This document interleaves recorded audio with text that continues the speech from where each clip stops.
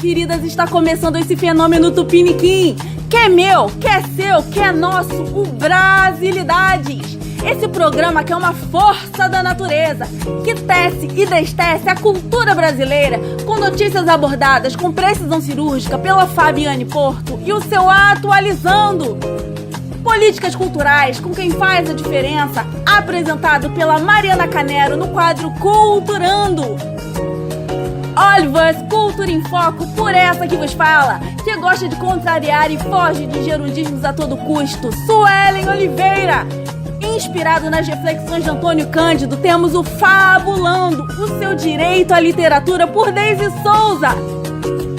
O universo musical por diferentes perspectivas, diferentes matizes. As notas musicais percebidas como as cores de Almodóvar, por João Vitor e o seu Musicando.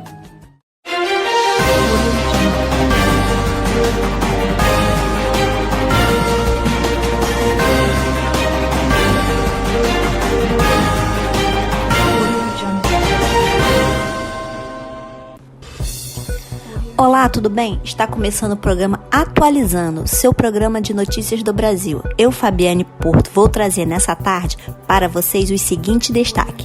Pfizer antecipa 600 mil doses de vacina pediátrica. Ministério da Saúde reduz de 10 para 5 dias os isolamentos de pacientes com sintomas leves de Covid-19. Presidente Jair Bolsonaro sanciona novo marco legal do mercado de câmbio. Deslizamento de terra deixa pelo menos 10 mortos em Capitólio, Minas Gerais.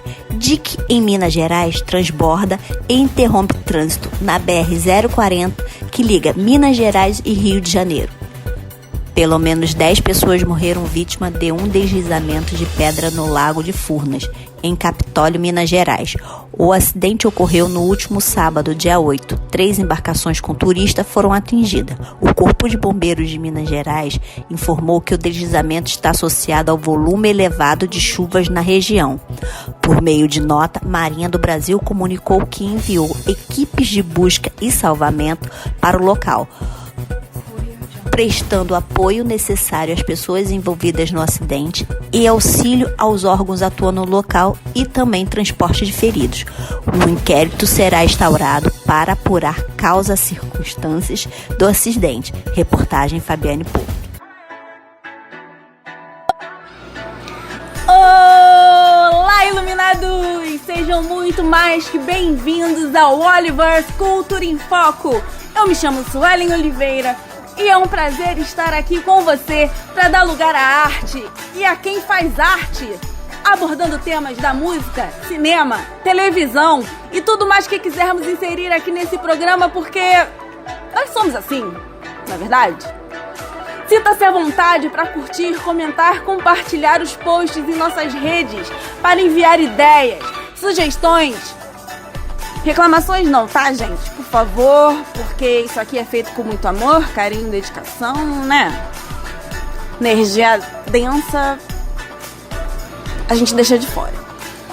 E se você faz arte, envie-nos um e-mail contando a sua história para divulgar-se e para nos honrar com a sua produção. No programa de hoje falaremos sobre brasileiros que têm mais visibilidade no exterior do que no próprio Brasil.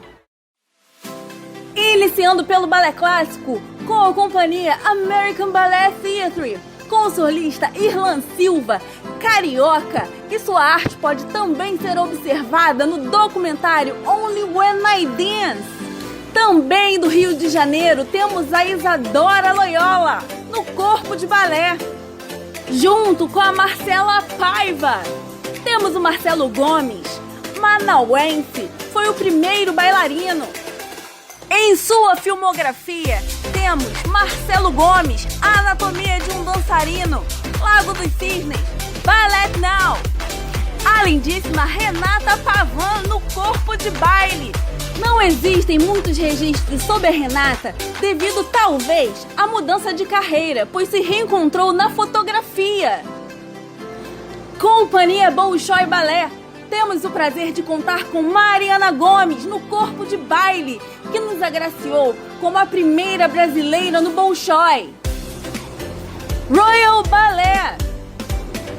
com Thiago Soares, natural do Rio de Janeiro, foi anunciado como coreógrafo da Escola de Samba Imperatriz Leopoldinense em 2022.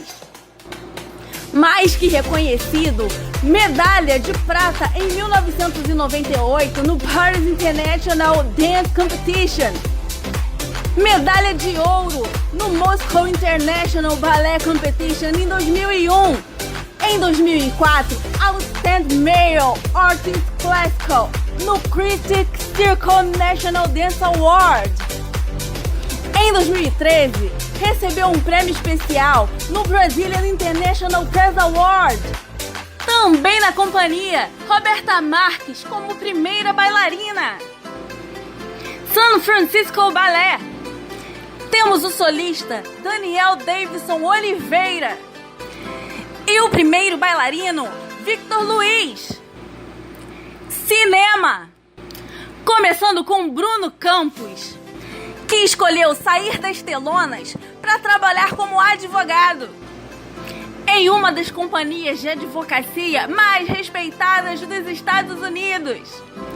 O Bruno participou das séries como Jazz, Nip and Truck, Plantão Médico, Will and Grace, Arquivo Morto, Castle, Whisper, The Closer, Private Practice and Royal Pains.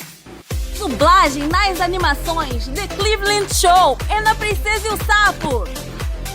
Sônia Braga participou do filme Extraordinário, Bacurau, produções como Brothers and Sisters e Ghost Whisperer.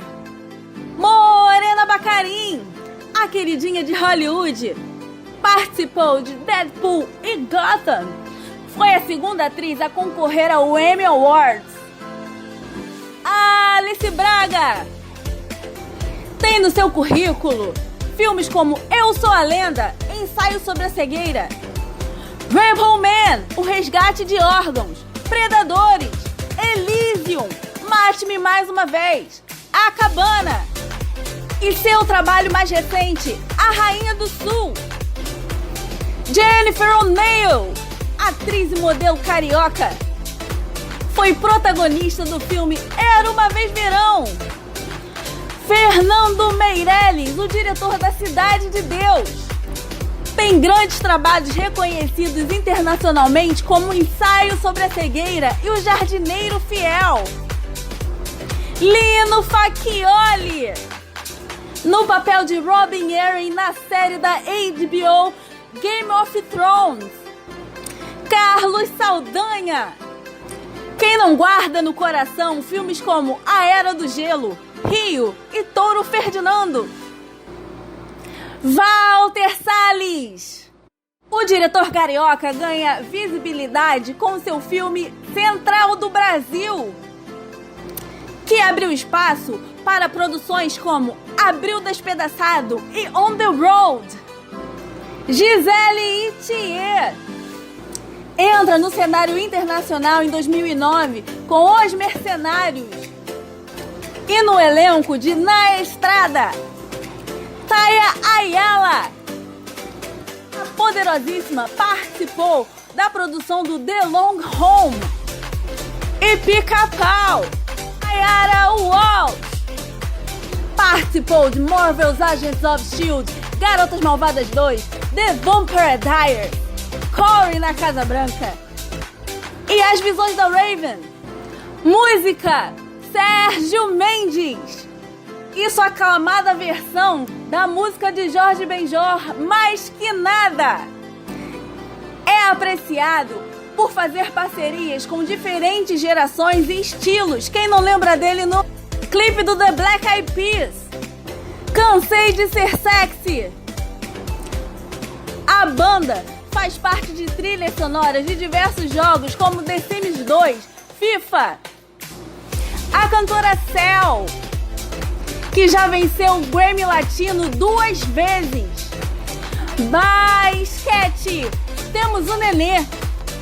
O paulista fez história no Washington Wizards e no Houston Rockets. Thiago Splitter, primeiro brasileiro campeão da NBA. Já fez parte do time do San Antonio Spurs, Atlanta Hawks e Filadélfia.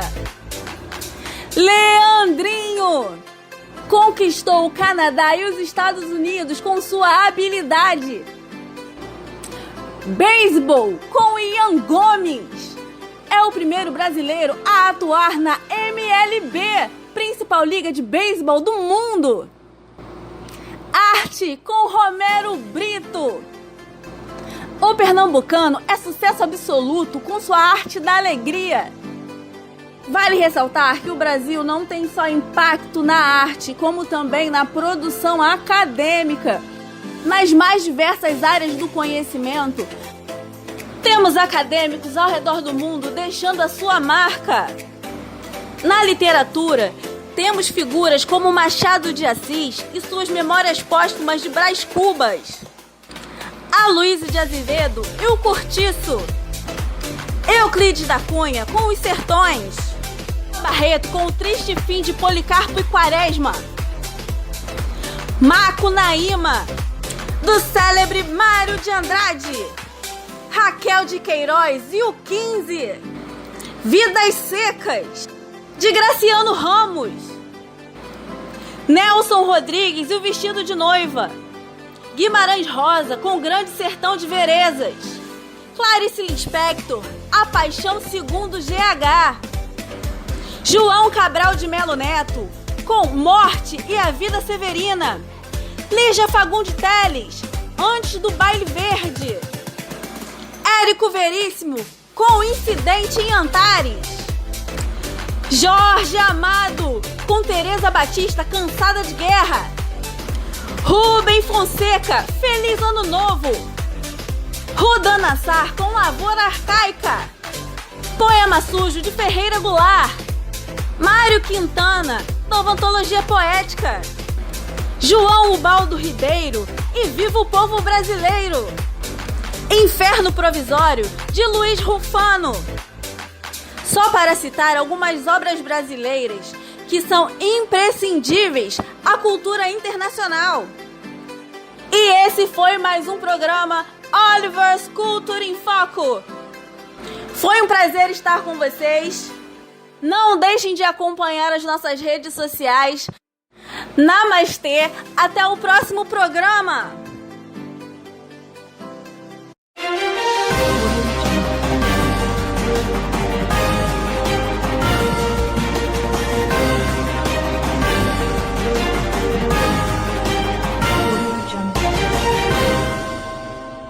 O presidente Jair Bolsonaro sancionou a lei que cria o novo marco legal do mercado de câmbio. O texto aprovado no início de dezembro pretende modernizar, simplificar e dar eficiência ao setor e revisa mais de 40 dispositivos legais, como leis, decretos e portarias, que tratam sobre o tema, alguns que datam do início do século XX. O novo marco legal do mercado de câmbio passa a permitir que instituições financeiras do país invistam aqui ou no exterior recursos captados no Brasil ou fora dele. O governo acredita que isso vai ajudar a financiar importadores de produtos brasileiros. A lei reforça que cabe ao Banco Central regulamentar quem pode ter uma conta em moeda estrangeira no Brasil, mas abre a possibilidade para que no futuro pessoas físicas possam manter contas em dólar no país. O senador Nelsinho Trade, do PSD de Mato Grosso do Sul, diz que a principal contribuição do marco é atualizar e organizar as leis que regulam o mercado cambial brasileiro,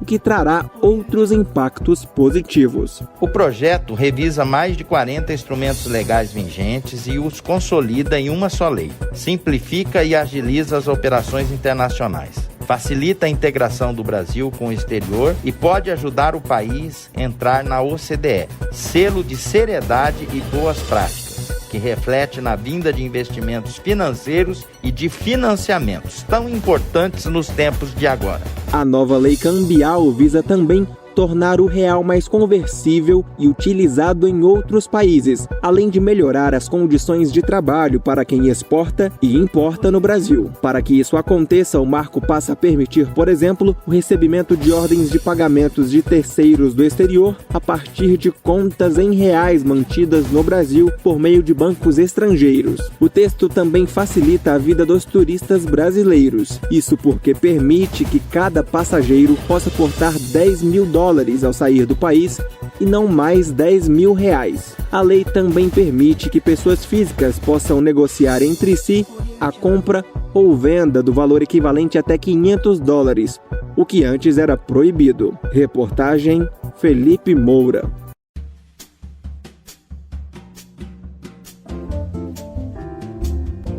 Olá, você está ouvindo agora o Fabulando, seu direito à literatura. Meu nome é Deise Souza e esse é o quadro do Brasilidades que a gente procura assegurar o seu direito à literatura. Conto para vocês que hoje eu tô gravando esse quadro de dentro do guarda-roupas porque em Minas Gerais está chovendo há dias sem trégua. Logo eu espero que vocês fiquem aqui pelos próximos minutos. E hoje nós vamos apreciar juntos o poema mais famoso do Alan Edgar Poe, O Corvo, o que não é à toa. Esse é um poema muito bem pensado, tanto poético e literariamente, quanto matematicamente no seu ritmo. O autor deixa isso muito claro na época em que ele escreve, o que é traduzido também de uma maneira incrível para a língua portuguesa através do nosso querido Machado de Assis. E deixo aqui a informação para vocês que existem outras traduções também para a língua portuguesa, como a do Fernando Pessoa, mas eu decidi trazer aqui essa versão do Machado, porque ela é uma união muito boa do autor americano e do autor brasileiro. Então eu espero muito que vocês gostem e aproveitem que lá vem poema.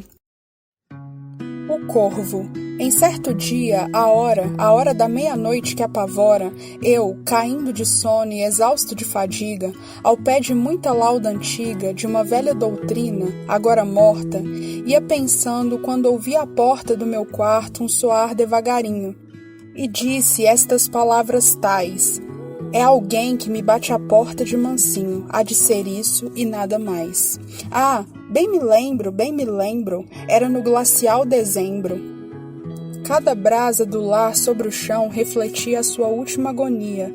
Eu, ansioso pelo sol, buscava sacar daqueles livros que estudava, repouso em vão, a dor esmagadora destas saudades imortais, pela que ora no céu os anjos chamavam Lenora, e que ninguém chamará a mais.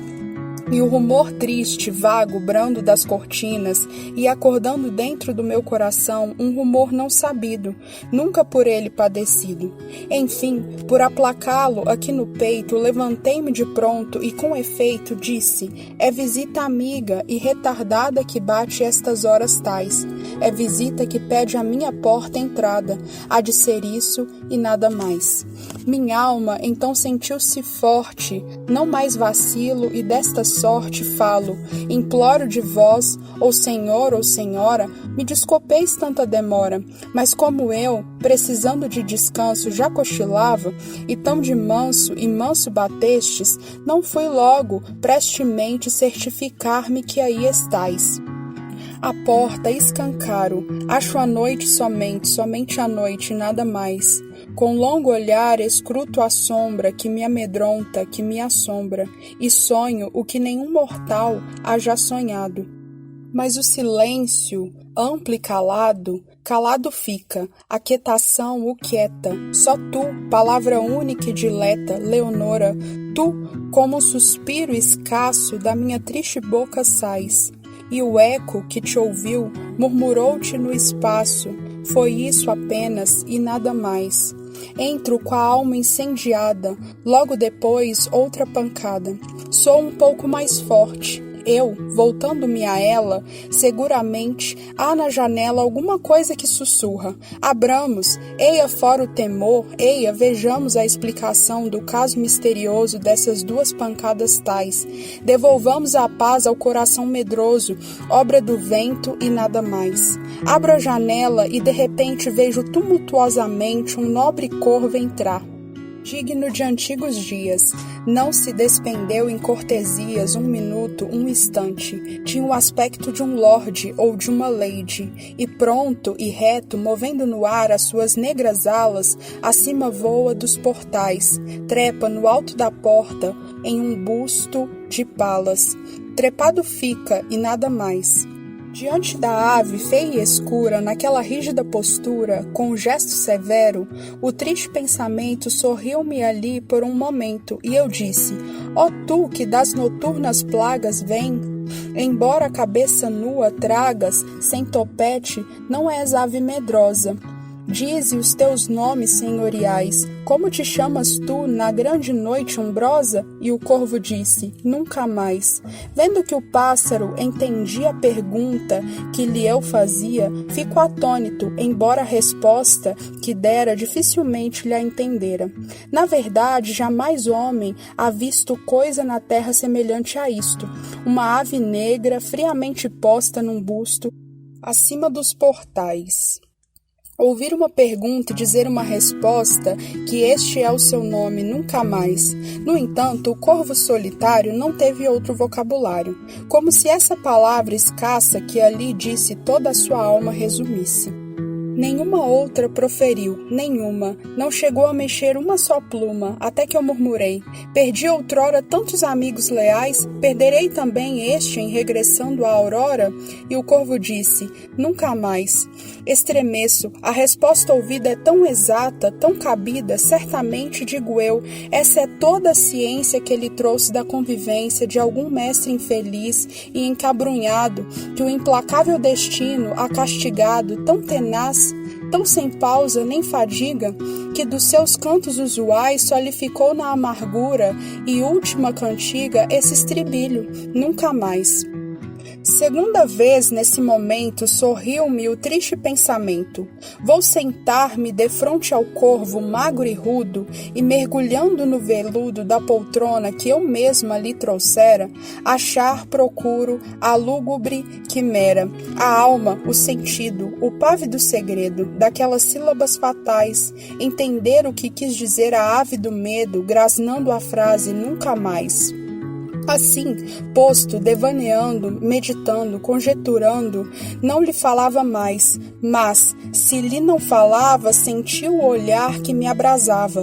Conjeturando, fui tranquilo a gosto, com a cabeça no macio encosto, onde os raios da lâmpada caíam, onde as tranças angelicais de outra cabeça outrora ali se desparziam e agora não se desparzem mais. Supus então que o ar mais denso todo se enchia de um incenso, obra de serafins que, pelo chão roçando do quarto, estavam meneando um ligeiro turibulo invisível. E eu exclamei então, um Deus sensível manda repouso à dor que te devora destas saudades imortais. Eia, esquece, eia, ouvida essa extinta lenora, e o corvo disse, nunca mais. Profeta, ou o que quer que sejas, ave do demônio que negrejas, profeta sempre, escuta, ou venhas tu do inferno onde reside o mal eterno, ou simplesmente náufrago, escapado, venhas do temporal que te há alcançado, nessa casa onde o horror profundo tem os seus lares triunfais. Dize-me, existe acaso um bálsamo no mundo? E o corvo disse, nunca mais. Profeta, ou o que quer que sejas, ave do demônio que negrejas, profeta sempre, escuta, atende, por esse céu que além se estende, pelo Deus que ambos adoramos, fala, dize a essa alma se é dado ainda escutá-la no Éden celeste, a Virgem que ela chora nesses retiros sepulcrais, essa que ora nos céus, anjos chamam Lenora, e o corvo disse, nunca mais. ave ou demônio que negrejas, profeta ou o que quer que sejas. Cessa, ai, cessa, clamei levantando-me, cessa, regressa ao temporal, regressa à tua noite, deixa-me comigo. Vai-te, não fique no meu casto abrigo, pluma que me lembre essa mentira tua, tira-me ao peito essas fatias garras que vão abrindo a minha dor já crua. E o corvo disse, nunca mais. E o corvo aí fica, ei-lo trepado no branco mármore lavrado da antiga Palas, ei-lo imutável, ferrenho, parece, ao ver-lhe o duro senho, um demônio sonhando. A luz caída do lampião sobre a ave, aborrecida no chão, espaira a triste sombra, e fora daquelas linhas funerais que flutuam no chão, a minha alma que chora não sai mais, nunca mais. Espero muito que vocês tenham gostado e que se interessem mais pelo Alan Edgar Poe, assim como pelo Machado, que a gente possa aprender com esses grandes nomes da literatura mundial. Esse foi o Fabulando. Um grande abraço para cada um de vocês e até a próxima.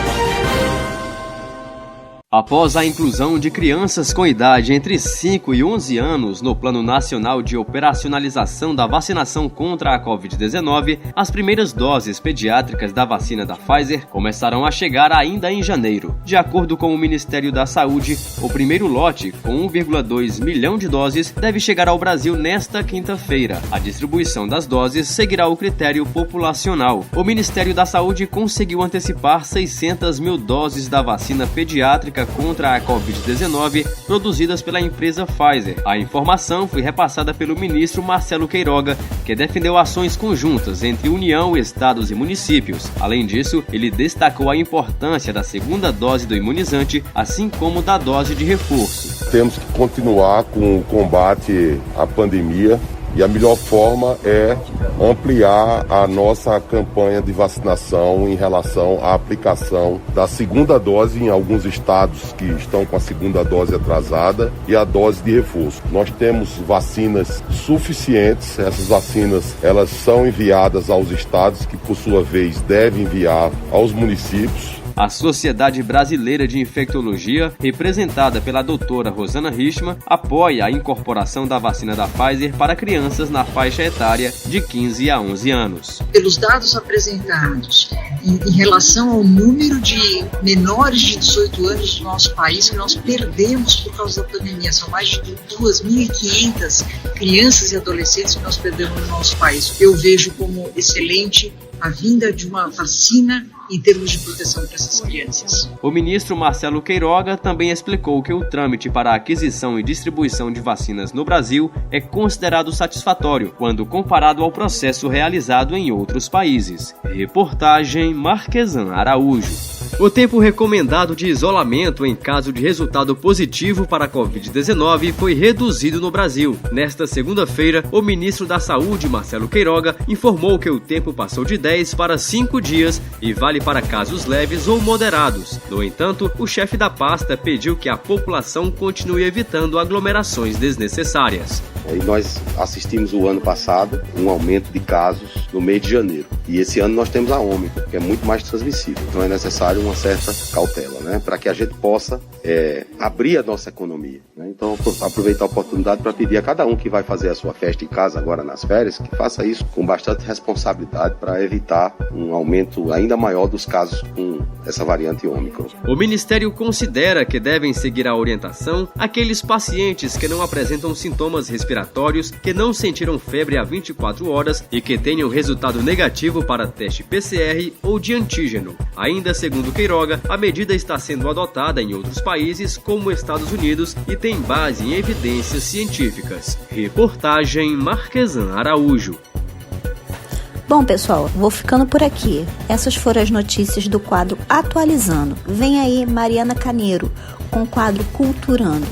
Quer saber mais dessas notícias e outras? Entre no portal brasil61.com.br e segue também nas redes sociais, Instagram, Fabiane Gabriela e Facebook, Fabiane Porto. Um abraço, pessoal! Olá, caros ouvintes! Sou Mariana Canera, do quadro Culturando. E hoje quem eu trago aqui para nossa entrevista é o secretário das Culturas no município de Niterói, estado do Rio de Janeiro, Leonardo Giordano. Bem-vindo, Leonardo. Gostaria de agradecer a sua participação aqui no nosso quadro e parabenizá-lo pela excelente gestão na cidade de Niterói. Agora vamos lá. Como é que Niterói se reinventou no setor cultural durante a pandemia? Oi, Mariana. Queria agradecer o convite e cumprimentar todo mundo que está aqui junto com a gente no Culturando. É um prazer estar com você.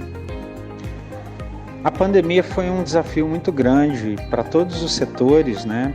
E a pior crise sanitária e humanitária que o Brasil viveu em muitos e muitos anos. No setor cultural ela foi especialmente cruel. Os produtores, fazedores de cultura ficaram sem os espaços abertos, sem condição de trabalhar, e a gente se adaptou a isso. A Prefeitura de Niterói fez um conjunto muito grande de auxílios em várias áreas da economia, com especial carinho pela área cultural. Além da gente ter ajudado financeiramente todos os microempreendedores individuais da cidade, todos os artesãos e artesãs, por exemplo, receberam auxílio da Prefeitura. E além disso, a gente lançou uma forte política de editais. A gente fechou o ano com a Secretaria das Culturas operando simultaneamente 11 editais públicos, abertos, com recursos chegando na ponta. Recursos que foram disputados com transparência por todo mundo da produção cultural nas mais diversas áreas. E a gente passou de 14 milhões de reais investidos só nesse tema. A gente fez esses editais, estavam, lógico, em fases diferentes, cada um deles, né?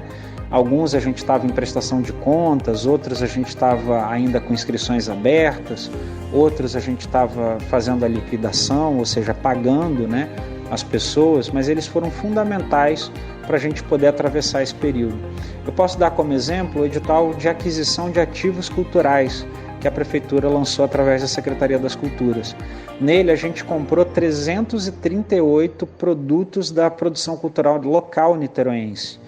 Então, as pessoas que tinham escrito um e-book, feito poesia, pintado um quadro, feito uma gravação de audiovisual, um curta-metragem, puderam oferecer esses produtos para a Prefeitura, enquanto ela garantia o fortalecimento do setor cultural, comprando e, ao mesmo tempo, fazendo a divulgação dos artistas locais, porque trabalhar também essa área da difusão cultural é muito importante. Os artistas melhoraram o portfólio, porque o currículo do artista fica fortalecido quando a Prefeitura, né, um órgão público, compra o seu trabalho, né, adquire a licença do seu trabalho, e ao mesmo tempo a Prefeitura pode usar esses trabalhos para fazer divulgação dos seus artistas. E a gente fez isso amplamente. E isso eu estou falando de um edital entre os muitos que a gente lançou ao longo do ano. O ano fechou com o edital de Fomentão, onde a gente aplicou 2,5 milhões de reais em projetos culturais de até 70 mil como teto, para fazer com que a gente reativasse a economia do setor. Então, com essas e outras medidas, a gente atravessou o ano difícil da Covid. Quais foram as medidas emergenciais adotadas pelo município para minimizar os danos sociais e econômicos aos trabalhadores durante esse período? A Prefeitura de Niterói investiu na área da cultura, sem ser pelo orçamento direto da Secretaria, mais de 30 milhões de reais. Foram auxílios, por exemplo, aos microempreendedores individuais de Niterói, pagamentos feitos mensalmente a vários setores da economia, eu mencionei os artesãos e artesãs, e muitas outras políticas que atingiram o setor cultural. Em uma delas, por exemplo, a Prefeitura entrava junto com as empresas da cultura, pagando o salário dos funcionários, desde que as empresas se comprometessem a não fazer demissões dentro da pandemia, para proteger os empregos, para gerar novas oportunidades de trabalho. E a gente aplicou com recursos da Secretaria, só em editais, mais de 14 milhões de reais. Essas produções culturais que foram contratadas, esses editais da cultura, que são chamadas públicas, com transparência, com julgamento para dar a pontuação dos projetos por pareceristas que são externos à prefeitura, fizeram com que muitos projetos fossem financiados através dos recursos da secretaria. Esses projetos geraram, não é exagero dizer, centenas de empregos. Passou o número de trabalhos contratados temporariamente, alguns deles duram para além do tempo do próprio projeto, geraram uma quantidade expressiva de oportunidades de trabalho no setor cultural. É claro que a pandemia ainda assim cobrou caro do setor cultural e que ele sofreu muito com ela, mas tudo que estava ao nosso alcance para proteger, fortalecer, segurar o setor cultural organizado, a gente fez aqui no governo. E isso é muito importante, porque uma vez que ele se desorganiza, uma vez que uma banda, cada um vai para um lado procurar emprego, uma vez que uma companhia de teatro se dispersa, uma vez que uma empresa de produção cultural acaba, é muito difícil a gente conseguir constituir novamente esse tecido. Então as ações de defesa da cultura na área cultural, né, na área pública, durante esse período da pandemia, foram fundamentais para a gente poder proteger essa cadeia produtiva da cultura, defender seus empregos, a geração de renda e ajudar a cidade como um todo.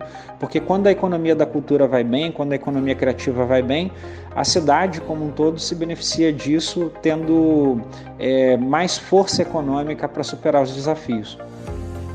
Qual o número de empresas que atuam direta ou indiretamente na cadeia produtiva do segmento cultural na cidade de Niterói?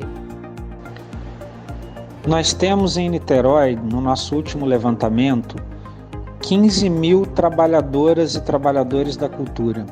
São pessoas contratadas ou empresas que funcionam com essa razão social, ou microempreendedoras individuais, microempreendedores individuais, e a soma total de pessoas em atividade na cidade dá conta de que a gente tem 15 mil profissionais.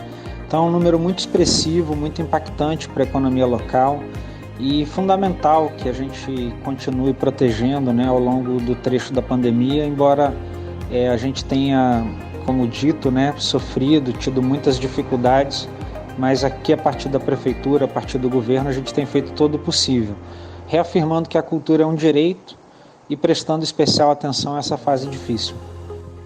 Leonardo, conte-nos um pouco sobre o que cultura é um direito. A gente tem afirmado através da gestão a cultura como um direito. Para a gente é fundamental que a ideia de que a cultura tem o mesmo lugar, a mesma importância dos outros direitos fundamentais é o centro do debate que a gente está travando. Então, cultura é tão importante quanto educação, moradia, direito ao trabalho e todos os outros direitos que a gente tem. Ela é um direito e deve ser afirmada como tal porque a cidadania não deve escolher entre direitos. Não existe direito mais e menos importante. O centro da nossa gestão tem reafirmado que a cultura é um direito e que, por isso, ela deve ter amplo acesso, ser descentralizada, ser democratizada, receber investimentos públicos e fazendo assim a gente persegue a ideia de que a gente pode viver mesmo numa cidade democrática que tem preocupação com elementos que são fundamentais da própria cultura.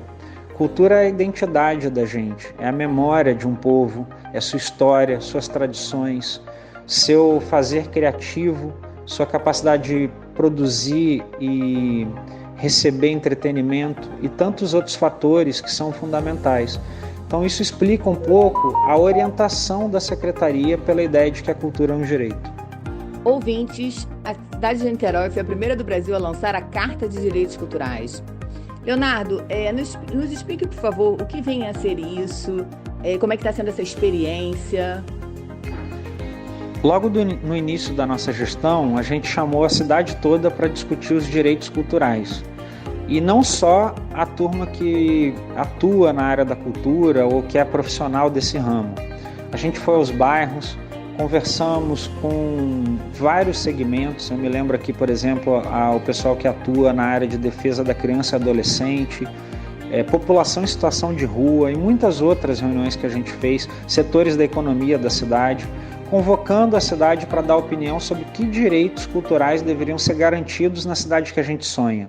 Foram centenas de participações, reuniões online, reuniões presenciais em bairros espalhadas, e a gente coletou centenas de propostas e a gente construiu um documento público que garante esses direitos, para a cidade se comprometer com eles, para o governo ter uma bússola, um guia sobre como realizar as políticas culturais.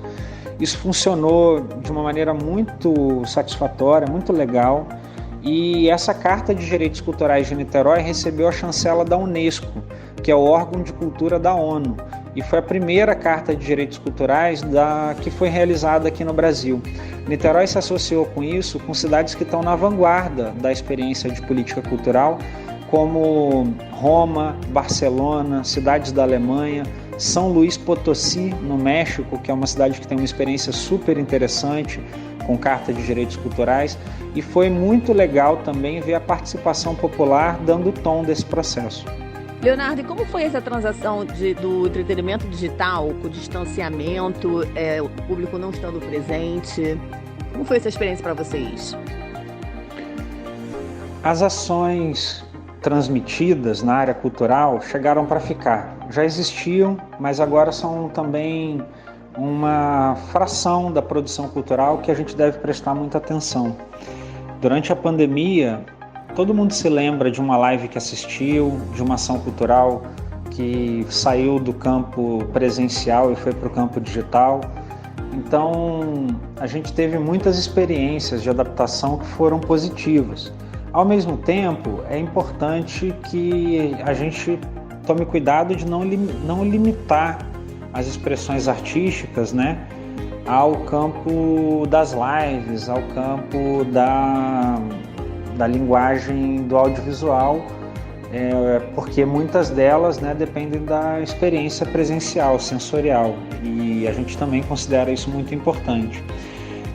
Ao longo da pandemia, esse elemento da possibilidade de digitalizar os conteúdos culturais foi um elemento muito importante, e é por isso que a gente abraçou essa forma, né, de maneira muito potente em um portal que a gente produziu aqui, chamado Cultura é um Direito, e até o fim de fevereiro a gente vai ter a produção cultural local niteroense exposta nesse portal público, e a gente brinca chamando uma seção dele de Nitflix, a Netflix de Niterói, para que a população possa assistir à produção cultural niteroense e conhecer seus artistas. Mas ainda assim é importante que, tão logo seja possível, a gente retome as atividades presenciais, tendo ainda políticas públicas, né, e grandes ações que sejam digitais em paralelo. Brilhante trabalho e até a próxima.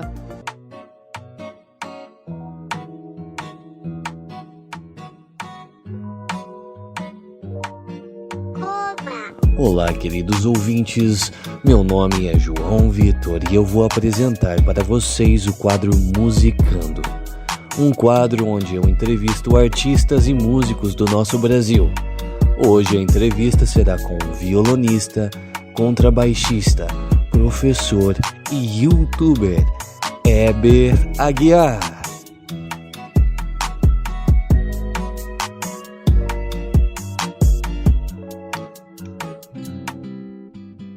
Bom, Hebinho, seja muito bem-vindo aqui no nosso programa Brasilidades. Eu que agradeço pelo convite, fico super honrado de estar participando aqui, de ser convidado, e vamos lá, né? É uma honra para todos nós também. E bom, já começando aqui a nossa entrevista, eu gostaria de perguntar, né, porque você conte um pouquinho assim do seu trabalho, o que você desenvolve no campo da música exatamente. Então, no ramo da música, eu estou trabalhando em diversas áreas diferentes, porque eu dou aulas, eu toco contrabaixo numa banda de show, né, banda baile, e também tenho meu projeto de tocar violão, que eu dou aula de violão e eu gosto muito do violão. Então, essa parte de tocar as músicas instrumentais, tocar o fingerstyle, né, conhecido hoje como fingerstyle, e tocar as peças clássicas, as músicas mais novas também, tudo de forma instrumental. Eu acho super divertido, uma parte da música assim, muito legal. E além disso também, às vezes trabalho com gravação, os freelances em orquestra de músicas, trabalhos diversos, mas todos voltados para esse universo aí musical. Ah, muito interessante. Então, são vários segmentos então, que você trabalha. Mas, assim, como foi que tudo isso começou? Como que começou a sua história com a música? Né? Quando foi isso? Quando eu era mais novo, eu tinha alguns amigos que já tocavam e já gostava de ouvir um som, gostava das bandas de rock. Então, eu tive interesse em aprender. E eu fiquei até na dúvida entre aprender o contrabaixo, ou o violão, ou a guitarra, mas eu gostava dos três. Então eu comecei no violão, eu com um amigo meu, e a gente foi aprendendo e fui pegando gosto. Depois comprei o contrabaixo, aí já comecei a entrar em bandas de amigo, banda de escola, e depois não parei mais. Aí fui sendo convidado para tocar numa banda e em outra, e fui ficando. Aí o meu trabalho mesmo de mais remunerado é nessa questão de contrabaixista, que eu sempre estou trabalhando como contrabaixista. Mas em paralelo, eu dedico muito mais tempo no violão, que é para tocar os instrumentais, né? Que aí é uma coisa que eu tenho mais afinidade. No momento, né? Não que eu não gosto do contrabaixo, mas o contrabaixo eu dedico menos do que no violão, por enquanto, né? Uau, que bacana. Mas assim, você tinha que idade na época, quando tudo isso começou? Você começou a tocar o instrumento? Eu devia ter uns 14 anos. Já comecei um pouco tarde. Daí tinha um amigo que tinha um violão na casa dele. Eu falei, cara, eu acho legal, queria aprender. E tinha um cunhado meu que também tinha. Aí ele saía pra trampar e eu ia na casa dele escondido, pegava o violão e ficava fuçando. Aí um colega ensinava alguma coisa, aprendia nas revistinhas. Na época não tinha essa informação que tem hoje fácil, né? Então, a galera que sabia alguma coisa, eles até escondiam. Ninguém passava, assim, de mão beijada. Você tinha que ficar seguindo o cara até você pegar os macetes dele. Mas foi assim, cara. E eu comecei, devia ter uns 14 anos. E comprei um violãozinho e comecei a brincar com ele. E foi dando certo. Ah, olha só. Então, quer dizer que você começou sozinho, aprendendo isso como um autodidata, por assim dizer, né? Tentando... Foi e não foi, né? Porque eu não fui atrás de aulas porque não tinha quem desse aulas aqui em Alfenas, não tinha esse acesso. Agora que tá tendo escola, pessoal com mais acesso à internet também ajudou muito. Mas, e também foi porque quando eu comecei a aprender, sempre foi alguém que já sabia, que me passou, né? Eu não aprendi assim, do nada, sozinho. Fui vendo as pessoas que já tocavam alguma coisa que eu acabei aprendendo. Ah, entendi isso. Então, isso te levou até onde você está hoje. E foi recentemente que você decidiu estudar em universidade. A parte de estudar, universidade, essas coisas, ainda eu estou fazendo. Eu sempre fui mais pro lado do tocar mesmo, entendeu? E de estudar, eu comecei a estudar recentemente por conta da internet, porque aí você tem acesso a qualquer professor do mundo, você consegue ter acesso a ele sem sair da sua casa. Isso é uma coisa que a internet facilitou demais. Bom, e você me disse que começou então aí aos seus 14 anos, mas quando começou aí os shows, né? Qual foi o seu primeiro show? Como que foi? Então, processo? De show, eu comecei a tocar, eu comecei no violão. E violão e guitarra, que são instrumentos parecidos, sempre teve muita gente que toca violão, que toca guitarra, e o contrabaixo era um instrumento que quase não tinha ninguém que tocava, e eu gostava do contrabaixo também. Então quando eu comprei o contrabaixo foi questão de semanas para mim entrar nas primeiras bandinhas. Então a apresentação nessas primeiras bandas, banda de garagem, banda de amigo, aí eu toquei um monte de lugar, só que eu nunca ganhava nada, eu só pagava para tocar. Então era mais por zoeira mesmo, brincadeira, tocar em troca de cerveja, de ingresso para festa, só porque o lugar era legal. Então tinha essas coisas. E daí foi tocando assim, que um dia tocando com um amigo meu, ele já tocava nos barzinhos, fazia o som no barzinho, e aí ele falou, vamos fazer um som aí com banda. Aí eu fui para tocar o baixo, E no final a gente tocou, ele chegou no final, nem sabia que eu ia ganhar nada, ele chegou e me deu uma grana. Aí foi a primeira vez que eu ganhei assim, um dinheiro. E devia ter sido com uns 17, 18 anos. Já fazia um tempinho já que eu tava, uns 4 anos aí que eu já tava tentando, né, brincando aí com música. E daí, aí começou dessa maneira. Fui tocando em bar, fui entrando para as bandas, fazendo carnaval, fazendo um réveillon aqui. Depois foi ficando mais contínuo. Na época eu trabalhava numa empresa que alugava equipamentos para construção civil. Daí eu comecei a tocar mais vezes, entrei numa banda de baile, comecei a tocar constantemente. Aí deu a oportunidade de eu sair do meu emprego, um emprego convencional, e viver só de música. E paralelo também eu sempre fui dando aulas, porque o que eu pensei? Quando eu comecei a tocar, eu não sou muito dedicado a estudo, assim, eu tenho que estudar tal coisa, eu vou fazer isso aqui certinho, regrado. Para mim isso não funciona muito legal. Então o que eu pensei? Falei, se eu começar a dar aulas, os próprios alunos vão me forçar a eu ficar fazendo isso pro resto da vida.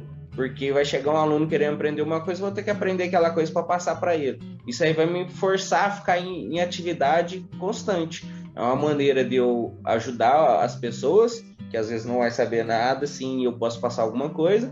E é uma forma também de eu estar fortalecendo esse conhecimento na minha cabeça, porque aí eu vou estar revendo sempre, aí eu não vou parar de aprender nunca, né? Então, juntei as duas coisas. E aí eu fui dando as aulas também, paralelamente, tocando e dando as aulas. E tô assim até hoje, né? Do mesmo jeito. E hoje você tem um grupo, uma banda que você se apresenta aí na região, a solo? Cara, então, eu tenho o projeto do violão solo, só que eu apresento pouco, porque por conta de tempo mesmo. Eu não tenho muito tempo para dedicar, isso é só uma brincadeira, sabe? E só que, no entanto, isso é uma coisa que, se futuramente der certo, eu vou achar ótimo. Viver de tocar só música instrumental, só música que eu gosto. O repertório eu que escolho, eu não toco uma música que eu não goste. Então é uma coisa fantástica, sabe? De realização pessoal. Agora, de trabalhos assim paralelos, eu toco contrabaixo. Atualmente eu estou trabalhando na banda do Antônio Marcos, que é o cantor de sertanejo. E lá tem a escola também, que eu dou as aulas, que é o grupo Intonare lá da escola de música. E a escola também tem um grupo de casamento, uma orquestra, tem diversos projetos paralelos, sabe?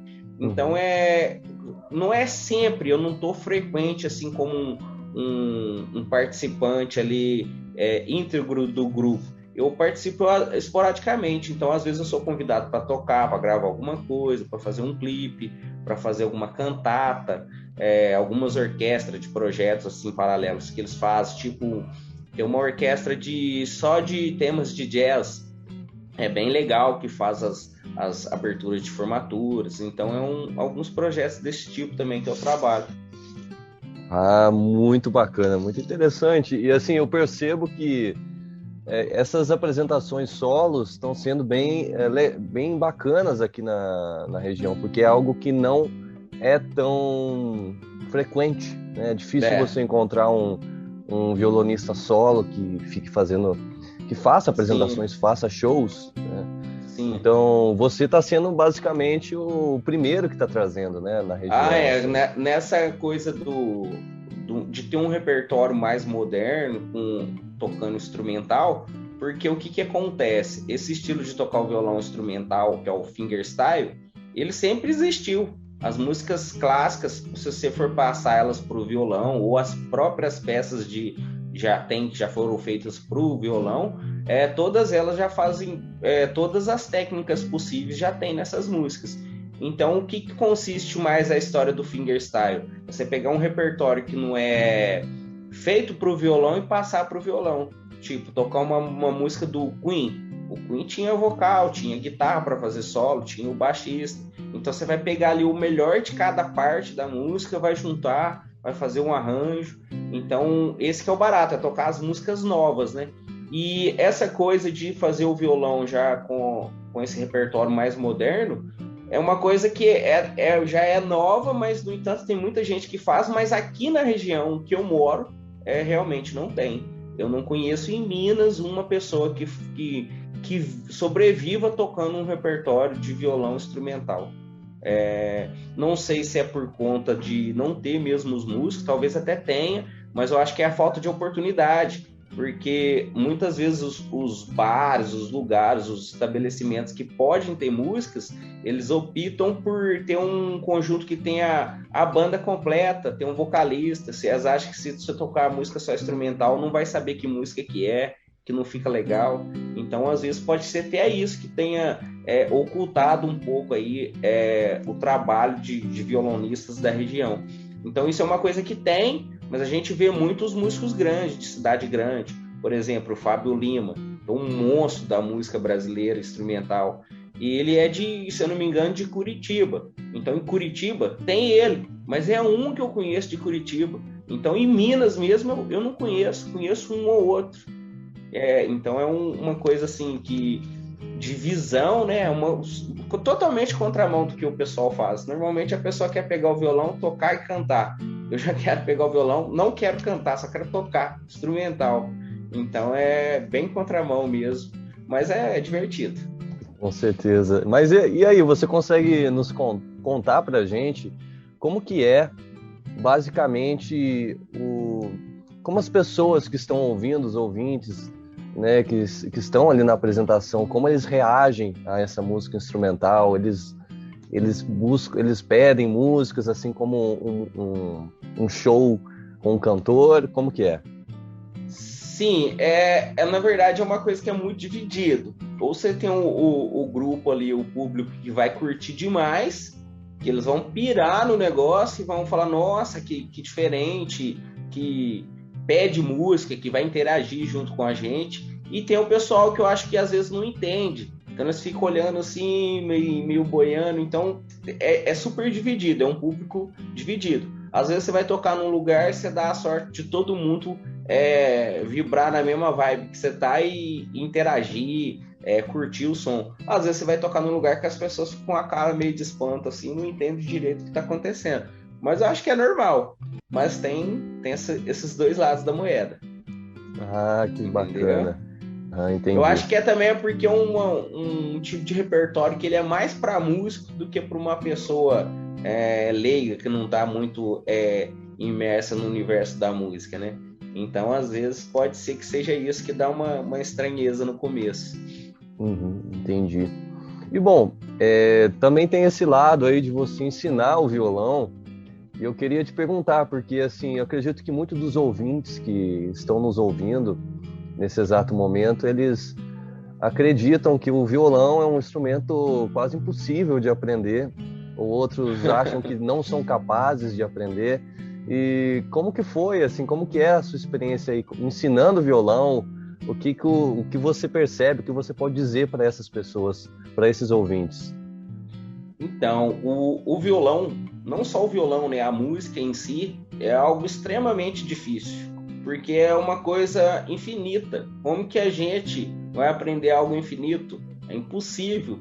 A gente não vai conseguir aprender todas as peças do mundo, todos os estilos musicais, dominar todos com fluência, com clareza. Mas, em contrapartida, é muito divertido. Então, é uma evolução que você começa de uma maneira e você não tem um ponto. Você fala, eu vou chegar aqui e pronto, acabou. Quando você chega naquele ponto, você descobre que é um universo muito maior. E que você vai cavando até o fim da sua vida e você não chega quase nada a tocar nessa coisa que é a música. Então, no caso do violão, por mais que pareça um instrumento difícil, e realmente seja, porque música é algo complicado, mas é prazeroso. Então, a pessoa começa a aprender ele com um acorde, ela toca um monte de música. Então, não precisa saber muito assim para tocar. Pouca coisa já consegue tocar muita coisa. Porém, é uma coisa que é um buraco sem fim. Você vai aprender um acorde, você vai querer saber 2. Quando você souber 2, você vai querer saber 4. Quando você souber 4, você vai querer saber todos os maiores, todos os menores. Quando você começar a saber isso, você vai querer saber a fazer melodias, fazer solos, vai querer juntar as coisas. Então, é uma coisa que abre muitas portas. Aí que fica o prazeroso, o divertido. Então, na verdade, a minha dica para quem quer aprender música, se realmente gostar, compra um instrumento aí, qualquer um que for, começa a dedicar, começa a divertir. Se você conseguir descobrir a graça que tem nisso, aí pronto, vira um amor pro resto da vida, você não para mais. Agora, se vocês for fazer aula também, só para fazer, para demonstrar o ego, para tocar para uma gatinha, para fazer um show, para fazer isso, cara, já esquece, porque você não vai conseguir ir muito longe, é muito difícil para essas pessoas. Então tem que ter uma dedicação pro resto da vida, é todo dia, é um casamento. Então, acho que é isso, mas é prazeroso, é muito bom. Entendi. E você já teve muitos alunos, você poderia contar algum exemplo assim, de algum aluno que tinha esse pensamento que não conseguiria, mas tinha o prazer de tocar e que se tornou aí um bom violonista? Sim, com certeza. Na verdade é uma coisa muito engraçada, porque não dá para prever quem que vai aprender, quem que não. Então, eu tenho um aluno específico que quando ele começou a fazer aula comigo, ele tinha muita dificuldade, ele não concentrava direito, ele não se adaptava com o instrumento. Só que ele foi pegando gosto. Então, ele tem muita paciência, foi dedicando tanto que hoje em dia ele toca para todo lugar. Então, às vezes ele chega para fazer as aulas, ele comenta, essa semana eu toquei em tal lugar, essa semana eu fiz tal música com não sei quem, tá sempre tocando. E isso daí já está modificando a vida dessa pessoa, ele já está começando a viver em prol da música, e você vê que faz assim com amor, sabe? Então é uma coisa muito, muito gratificante da gente ver como professor, que a pessoa começou a aprender, que desenvolveu, que antes não conseguia fazer nada, agora consegue fazer um monte de coisa, que a música salvou essa pessoa mesmo, sabe? Então esse tipo de coisa é muito legal, e ver a evolução também dos alunos. Tem muita gente que quando começa, cara, nossa, eu já cheguei a pensar, falar, essa pessoa não vai longe, vai desistir. E não desistiu, cara, e toca. Então, pra você ver que às vezes chega um que tem super talento, tem muita facilidade para aprender, faz as aulas e desiste. Tem tudo, como diz o ditado, tem a faca e o queijo na mão para poder aprender, faz um tempo, tem facilidade, para de fazer. Tô com um problema tal, tô com outra coisa, sempre tem um pretexto para parar. E tem gente que não tem facilidade nenhuma, mas não desiste, fica lá, direto, todo dia, fazendo um pouquinho. Aí você vê que essa pessoa chega muito mais longe do que, na maioria das vezes, os talentosos. Então é uma coisa interessantíssima. Você vê como que a disciplina, assim, a constância da coisa faz um milagre grande no final da história. Faz toda a diferença. Com certeza. Incrível isso tudo. E, bom, não somente você dá as aulas particulares na própria escola de música, mas você também tem um canal no YouTube, em que você posta diversos vídeos relacionados à música. Então eu gostaria de abrir esse espaço aqui para você contar um pouco sobre como é esse canal no YouTube e falar como que a gente consegue te encontrar, como os nossos ouvintes conseguem te encontrar no YouTube, nas redes sociais, no Instagram, Facebook, Spotify, certinho? Perfeito. Então, o YouTube, o que acontece? Eu comecei a movimentar ele mais. Sua imagem sumiu aqui, tá gravando ainda? Sim, tá gravando. Beleza, aí. Perfeito. Então, o que aconteceu? O YouTube foi uma forma de eu começar a divulgar um pouco mais o meu trabalho e também uma necessidade, porque o que acontecia? Às vezes eu fazia uma transcrição por um aluno e ele, nossa, eu quero estudar isso aqui, não tem onde eu ouvir. Aí eu ia lá, copiava, gravava a tela do notebook aqui, tocando no arquivo de editor de partitura, botava no YouTube, meu aluno conseguia acompanhar. E com isso, algumas pessoas sugeriram de postarem outros arranjos. Por que você não posta o arranjo tal? E às vezes tinha arranjo que eu já escrevia para mim estudar aqui e o arranjo estava parado. Então o que eu comecei a fazer? Comecei tanto por vídeos meus tocando esporadicamente, escrever um arranjo que eu fazia para aluno e comecei a postar no YouTube. E inclusive estou pegando gosto nessa coisa de transcrever. Eu acho super maneiro você pegar uma música, montar um arranjo para ela, ou tirar um arranjo legal que já exista. Então foi com essa ideia, com esse intuito que eu comecei a postar lá no YouTube. E lá eu posto transcrições de contrabaixo, o que o pessoal vai me encomendando, porque agora também virou uma outra fonte de renda. porque muitos dos inscritos do canal, apesar do canal estar super pequeno, mas tem um nível muito grande, um fluxo muito grande de pedidos e encomendas de tablaturas. Então sempre tem alguém, faz essa tábua para mim, quanto que fica? Então isso daí também está já gerando até um comércio paralelo.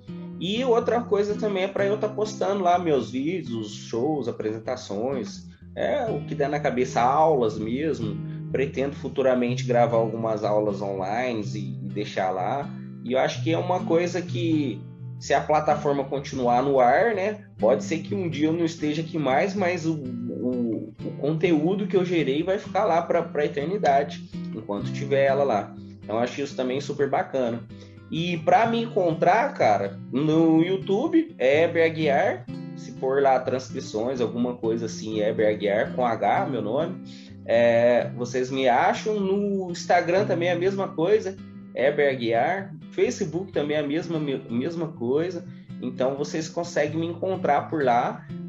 Normalmente nessas plataformas, tudo que eu posto em uma, eu acabo postando um pouco nas outras. Eu não movimento muito constantemente. A que eu uso mais é só o YouTube, por conta de deixar os arranjos lá, eu acho mais legal. Instagram e Facebook eu não uso tanto. Mas entrando lá, vocês conseguem também baixar essas tablaturas, essas partituras, e todos esses arquivos têm meu contato, meu WhatsApp, meu e-mail, quem quiser entrar em contato. Então tá tudo lá. Maravilha, agradeço muitíssimo a sua participação. Imagina, eu que agradeço pelo convite, fico super honrado aí de estar participando, e precisando, qualquer coisa, quiser falar de música, estamos aí. A gente pode, para falar de música, a gente fica o resto do dia, fala direto. Com certeza, fica assim, um grande abraço. Então, caros ouvintes, para o encerramento do programa, vamos escutar um pouco do trabalho do Eber Aguiar como violonista. Agradeço a cada um de vocês, nossos queridos ouvintes, por nos escutarem. Entre em contato pelo e-mail programabrasilidadesoficial@gmail.com. Programa produzido por Deise Souza, Suelen Oliveira, Fabiane Porto, João Vitor e Mariana Caneiro. E dirigido por João Vitor.